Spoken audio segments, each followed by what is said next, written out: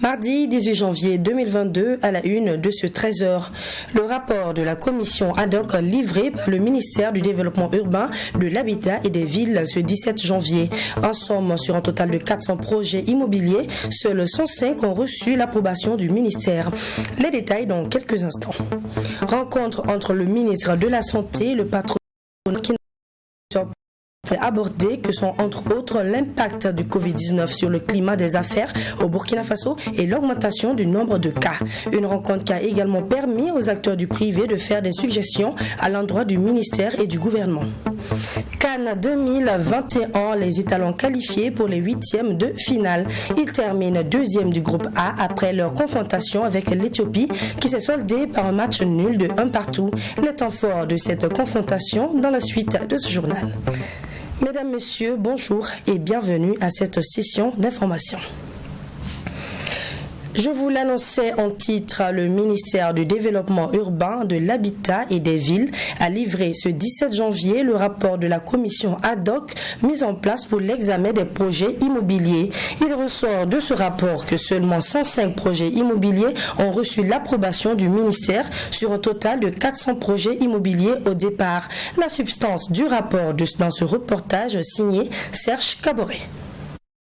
De 30 000 hectares de terrain mobilisés au départ par 400 projets immobiliers, seulement 3 000 hectares, soit 105 projets de 44 promoteurs immobiliers, ont été jugés recevables et 27 000 hectares, soit 295 projets immobiliers, ont été rejetés. C'est ce qui ressort du rapport de la commission ad hoc mis en place pour l'examen des projets immobiliers réceptionnés qui a été présenté ce 17 janvier par le ministère en charge de l'habitat. Sur 400 projets, le comité a relevé 105 projets immobiliers qui sont recevables pour la suite du processus. 105 sur les 400. Du coup, ça donne 295 projets immobiliers qui ne respectent pas les dispositions des documents de planification urbaine et donc à ce titre des projets qui seront rejetés et qui ne pourront pas poursuivre la procédure d'approbation pour pouvoir être mis en œuvre. Donc c'est des terres qui doivent être rétrocédées à une utilisation rurale, agro-pastorale, etc., tout ce qu'on veut. La région du centre se classe à la première place sur les 400 projets immobiliers avec plus de 18 000 hectares concernés, suivi par le plateau central avec 4 138 hectares. Sur ces différentes demandes enregistrées, nous avons 59,25% des demandes qui concernent effectivement la région du centre. Et en termes de superficie, on a 60,84% des superficies mobilisées qui concernent la région du centre. Prenant le cas de la commune rurale de Samba, le ministre en charge de l'habitat a fustigé l'attitude de certains promoteurs immobiliers. Si vous prenez seulement la commune de Samba, je pense que nous avons plus d'une quarantaine de promoteurs immobiliers qui opèrent dans la zone. Une quarantaine. Et il n'y a que 4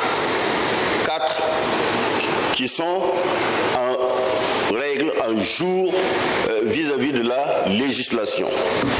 Le reste, permettez-moi l'expression, ce sont des promoteurs immobiliers hors la loi, mais qui mobilisent plus de 4 000 hectares. Afin de s'assurer de la bonne exécution et du respect des directives, l'Office national du contrôle de l'aménagement et de la construction a été mis en place. Le gouvernement est passé à cette phase par en réalité une volonté affichée de procéder désormais à un contrôle rigoureux avec tous les moyens qu'il faut au regard de la situation désastreuse que nous connaissons en matière de construction. Aujourd'hui, s'il faut rejeter beaucoup de dossiers qui ne respectent pas le plan d'aménagement, c'est parce que souvent en amont, on n'arrive pas à faire le contrôle. Des lettres individuelles seront envoyées aux différents promoteurs immobiliers afin de leur notifier la décision de la commission. Rappelons que le projet de relecture de la loi 057 sur la promotion immobilière a été adopté en Conseil des ministres et introduit à l'Assemblée nationale.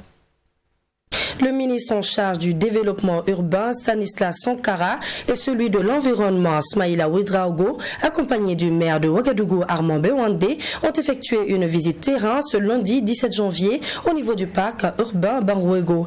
Ils y étaient pour faire un constat sur l'état d'avancement du projet de renforcement du réseau d'assainissement des eaux pluviales de la ville de Ouagadougou. Ce projet, qui est à sa 3e phase, se déroule bien, mais connaît tout de même des difficultés au niveau de l'intérieur du parc, où une partie du projet doit être bien sûr réalisée. Maxime Jean-Eudes de Bambara pour les détails.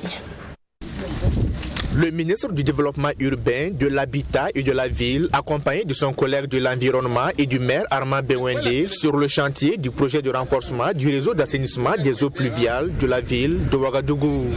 Ces autorités impliquées dans la réalisation du projet sont venues constater l'état d'avancement de la phase 3 du projet, qui consiste en l'aménagement de l'exécutoire à l'intérieur et en aval du parc urbain Bangouego. Des travaux qui devraient faciliter le drainage des eaux pluviales et réduire considérablement les problèmes d'inondation dans la capitale. Le premier constat, c'est que les travaux, en tout cas, avancent très bien.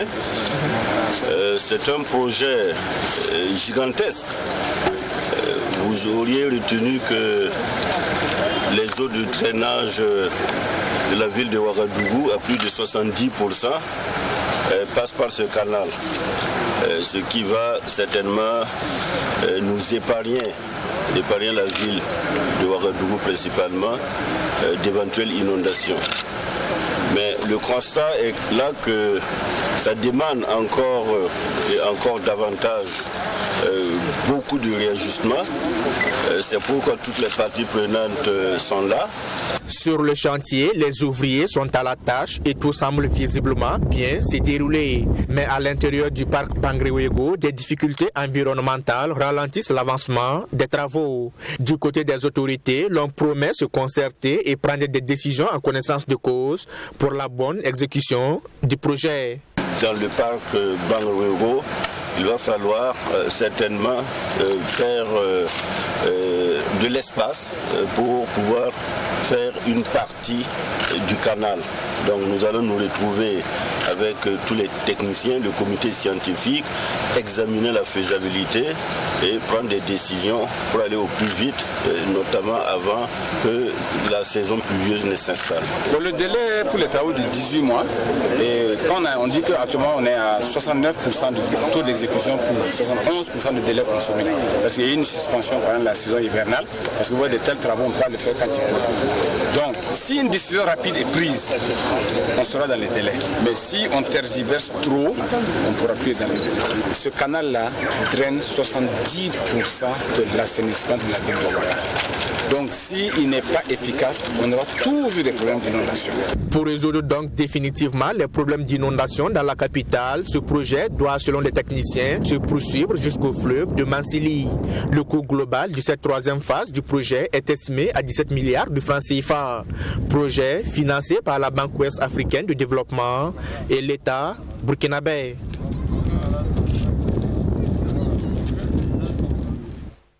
Ce 17 janvier, Edi Kambego, le chef de file de l'opposition politique burkinabé, était à la tête d'une délégation pour une sortie de terrain afin de constater les conditions d'hébergement des personnes déplacées internes de Kaya, comme il l'avait promis et dont le nombre ne cesse de croître. Estimé à plus de 500 000 personnes déplacées internes, les services de l'action humanitaire sont à pied d'œuvre pour soulager toutes ces personnes qui ont tout abandonné. Au cours de cette sortie, le chef de file de l'opposition a témoigné sa solidarité à l'endroit de ces personnes internes de Kaya à travers un don de vivres et des couchettes. Une réalité peu reluisante pour ces personnes déplacées. Un reportage signé Michael Tougré. Voilà. Après ce don du chef des files de l'opposition politique aux déplacés internes de Kaya, composé de 2 tonnes de vivres, de couvertures et de nattes, la délégation du CFOP a voulu aussi toucher du doigt les réalités des déplacés internes. Au secteur 5 de Kaya, en seulement 1 mois et demi, plus de 2000 personnes déplacées internes ont été installées par les services de l'action sociale pour un total de 2500 abris. Actuellement, après leur installation pour la question de l'éducation, vous venez de visiter le poste de santé avancé. Donc ce sont des commodités qui accompagnent tout site d'accueil temporaire des personnes déplacées internes. C'est-à-dire que nous avons une population enfantine assez importante, une population féminine assez importante. Donc tout le mécanisme travaille à ce que nous puissions juguler les difficultés pour pouvoir les prendre en charge correctement. Venus pour la plupart de Dablo, Foubé, Pensa, des localités où les groupes armés dictent leurs lois. Impuissants face aux agressions répétées, femmes, hommes et enfants ont été contraints de quitter leur localité d'origine. Dans ce camp, avec des abris de fortune, c'est une autre vie. Vivre avec le minimum tout en espérant un retour rapide à la paix, c'est le vœu de ces déplacés internes. C'est vraiment difficile pour ce qui concerne notre village. On a été visité 3 fois par les hommes armés. À chaque passage, ils ont enlevé au moins une personne. Face à la pression, on a fini par céder et on a fui le village. Heureusement, personne n'a été tué, mais tout le village s'est vidé complètement de sa population. Le chef des files de l'opposition politique CFOP, au cours de cette sortie terrain, a pu aussi s'imprégner des conditions de vie des personnes déplacées internes au sein des familles d'accueil reparties un peu partout dans la ville de Kaya. Au secteur 3 et 4 de la ville, Seydou Sawadogo et Bourema Ouedraogo accueillent des personnes déplacées internes. Ici, le maître mot reste la solidarité. Cela fait plus de 40 ans que je suis ici à Kaya. Depuis le début de la crise, j'ai accueilli plusieurs personnes déplacées internes. C'est vrai que je ne suis pas riche, mais c'est le soutien que je peux leur apporter en offrant un toit à ces personnes.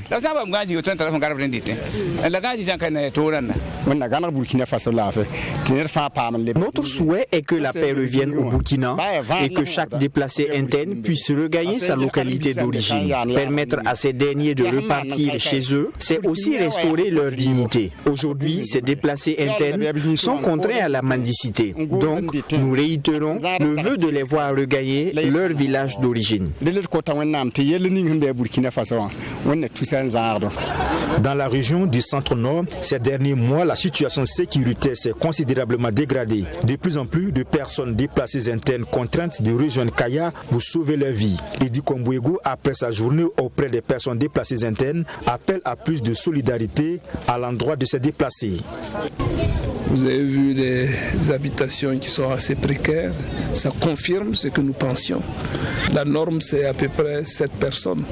Mais comme vous avez constaté, ça va d'une dizaine à une vingtaine, voire une trentaine par logement.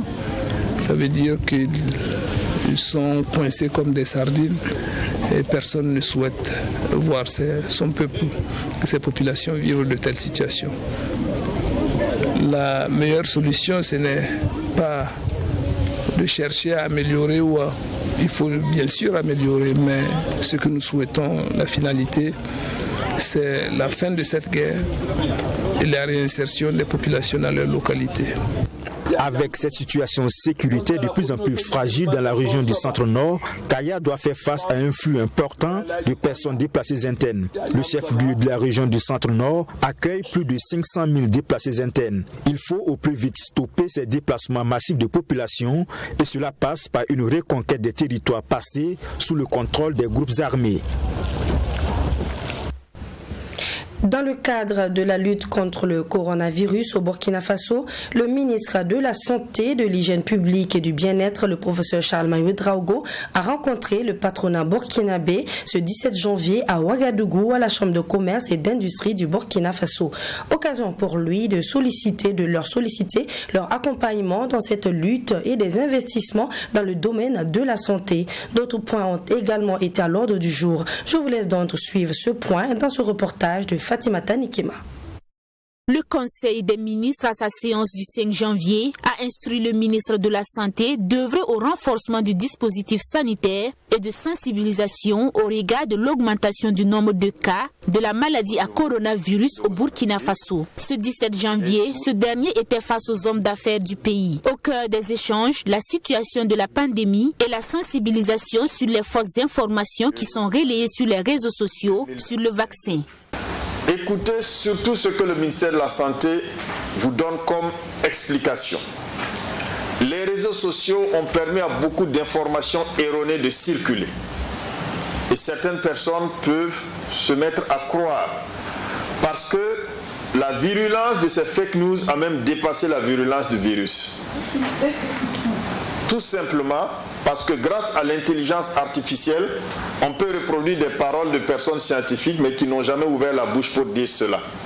Les débats étaient également axés sur l'impact du Covid-19 sur le climat des affaires au Burkina Faso et surtout sur le plan mondial. Selon le professeur Charlemagne Ouedraogo, la cherté de la vie au Burkina Faso est en grande partie due à cette pandémie du Covid-19 qui a perturbé toute la logistique internationale. Et donc si nous voulons réduire la cherté de vie au Burkina Faso, nous devons travailler pour que chacun puisse adhérer à la lutte contre la Covid. Plus le monde se portera bien sur le plan sanitaire, mieux ça ira pour nos économies et notre pouvoir d'achat. Nous ne pouvons pas nous mettre en marge du combat mondial contre la Covid-19. Ce n'est pas possible. Nous devons nous aligner. La contribution du secteur privé dans la promotion du secteur de la santé a tenu les deux parties en haleine. À en croire le professeur Charlemagne Ouedraogo, la loi 037 portant promotion des établissements sanitaires privés de soins au Burkina Faso offre l'opportunité aux hommes d'affaires burkinabés d'investir dans le secteur de la santé. Si c'est un secteur dans lequel investir permet donc de créer de la valeur et de créer de la rentabilité, et le secteur privé naturellement est d'accord et s'engage donc aux côtés du ministère pour ces investissements. En tout cas, le secteur privé d'une manière globale est intéressé par l'investissement dans le domaine de la santé, pas seulement pour la rentabilité, mais surtout déjà pour se soigner eux-mêmes, soigner leurs employés et préserver la productivité de leurs entreprises. Ce cadre d'échange a permis à ces acteurs du privé de faire des suggestions à l'endroit du ministère et du gouvernement. Il s'agit de rédiger des démentis sur les fake news et la construction d'un hôpital de référence au pays des hommes intègres. Et sur le projet de construction de l'hôpital, Mahamadi Savadogo et ses collaborateurs ont marqué leur disponibilité à accompagner financièrement le gouvernement.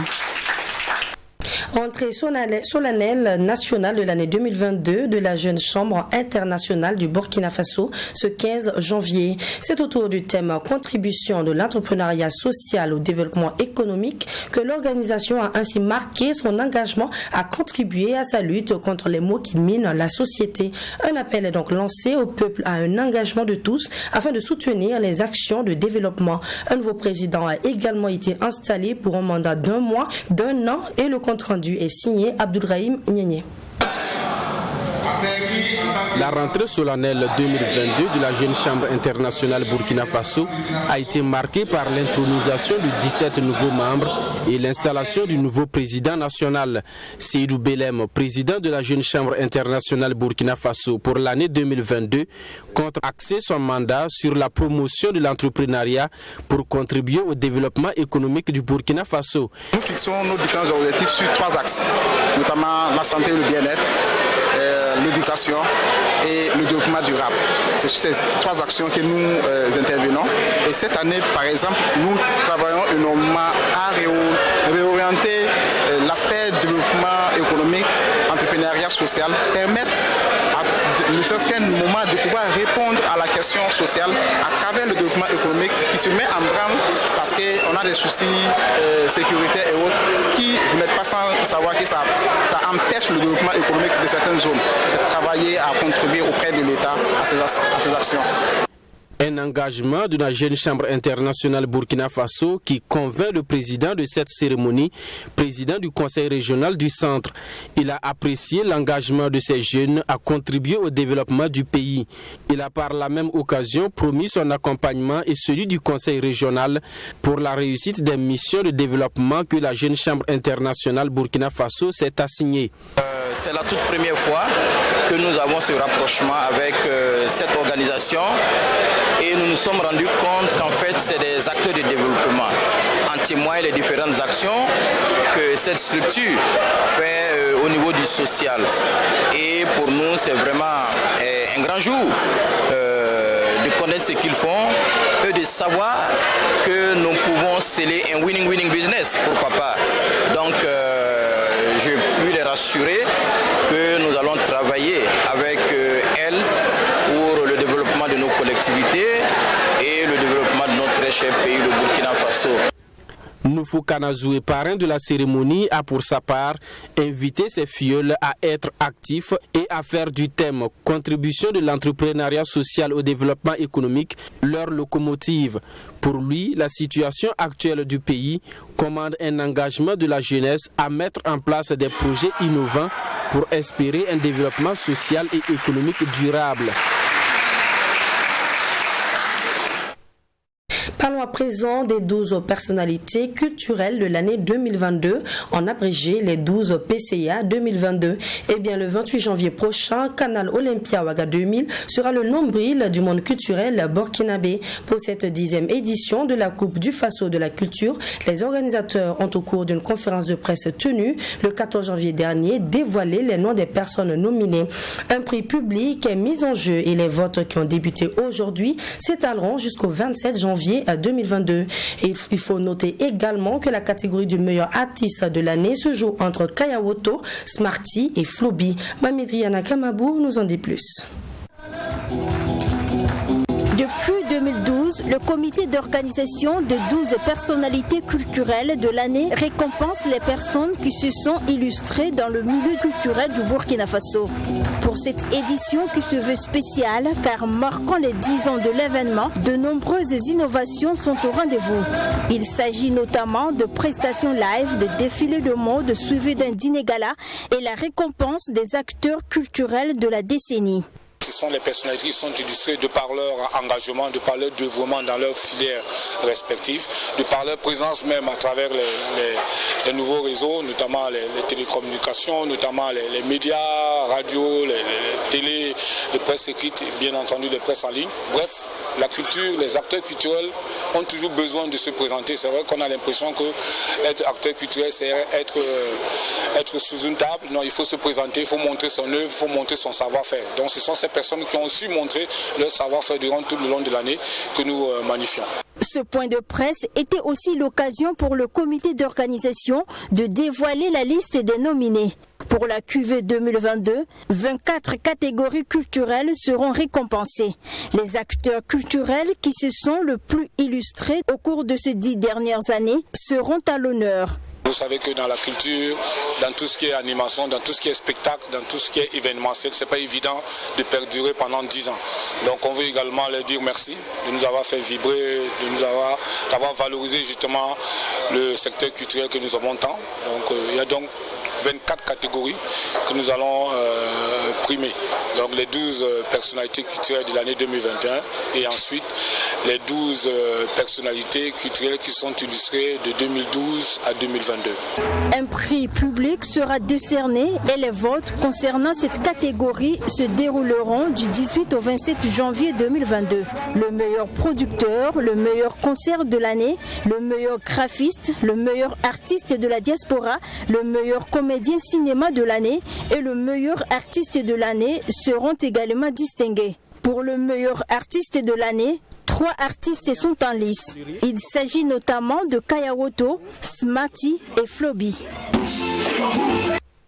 CAN Cameroun 2021 pour cette phase de poule. Le Burkina Faso termine deuxième du groupe A après sa confrontation avec l'Éthiopie qui s'est soldée par un match nul de 1-1. Les étalons se qualifient pour les huitièmes de finale avec le Cameroun premier du groupe. Les temps forts de cette confrontation avec nos envoyés spéciaux à Yaoundé au Cameroun. Reportage. Voilà, et les étalons donc compostent les tickets pour les huitièmes de finale de la phase finale de la CAN Cameroun Total Énergie 2021 en concédant le nul cet après-midi à Bafoussam face aux Walias d'Éthiopie. Les hommes de Kamou Malo terminent donc deuxième du groupe A derrière les Lions indomptables du Cameroun. Eux également tenus en échec à Yaoundé par donc les Requins Bleus du Cap-Vert. Cette deuxième place synonyme de qualification, les étalons l'ont obtenue dans la douleur comme le confirme Edmond Tapsoba et Cyril Barros Bayala, le buteur du jour. Tout de suite après la deuxième mi-temps, on encaisse ce but-là et voilà, ça nous met un coup sur la tête. On s'est relevé mais on n'a pas réussi à scorer. Et nous étions face à une bonne équipe de l'Éthiopie. Donc voilà, on a essayé de faire le maximum. Malgré ça, on est resté solide, on n'a pas encaissé ce deuxième but, c'est le plus important. On était là pour nous qualifier, on s'est donné un objectif de se qualifier, donc on s'est qualifié pour les phases suivantes. On est très très content de ce résultat. L'essentiel, on est content pour la qualification, mais on a des trucs aussi à revoir à l'entraînement pour espérer aller plus loin que possible. Et je me dis qu'on est des grands garçons, on va essayer de se parler en grands garçons et on verra pour la suite. Porte ouverte donc pour les huitièmes de finale de la compétition. Dans cette deuxième étape, les étalons auront affaire au deuxième du groupe C, groupe dominé pour l'instant par le Maroc, suivi donc du Gabon et du Ghana. La dernière journée de ce groupe qui se disputera donc demain verra les Gabonais donc face aux Marocains et le Ghana face aux Comores. Du côté des étalons, on espère tout simplement disputer une huitième finale de belle facture, peu importe l'adversaire, Ghana ou Maroc, c'est du même au pareil selon Bertrand Traoré, le capitaine des étalons. On n'a pas de préférence, il n'y a pas de petite équipe. Si la Guinée équatoriale a battu l'Algérie hier, ça veut dire qu'il n'y a pas de petite équipe. Nous, on va penser qu'à nous, on sait qu'on a des choses à corriger, on va essayer de les corriger, bien récupérer et être prêt pour le prochain match. Après donc un premier tour savamment mené, puisque les étalons n'ont considéré qu'une seule défaite lors du match inaugural face aux Lions indomptables du Cameroun au stade Olembe. Les étalons arrachent une victoire face au Cap-Vert et concèdent cet après-midi un nul face au Walia d'Éthiopie. On pourra critiquer cette prestation dans son ensemble, mais on retiendra surtout que les étalons sont parvenus donc à conserver ce nul, synonyme de victoire. Il faudra maintenant hausser le niveau de jeu pour espérer passer le cap des huitièmes de finale, des huitièmes que les étalons s'apprêtent à disputer le 23 janvier prochain. Eh bien, c'est la fin de ce journal. Merci de nous avoir suivis. Un sage a dit, le malheur est à l'école de la sagesse. Sachons toujours nous remettre en question pour aller de l'avant, car l'orgueil est l'un des pires ennemis de l'homme. Merci à toutes et à tous.